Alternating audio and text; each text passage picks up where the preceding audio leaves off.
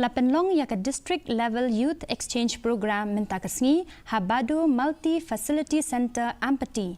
Halor kapang pedeng, today's youth, tomorrow's leader. Lani ki samla minta ki Nongïalam lasai.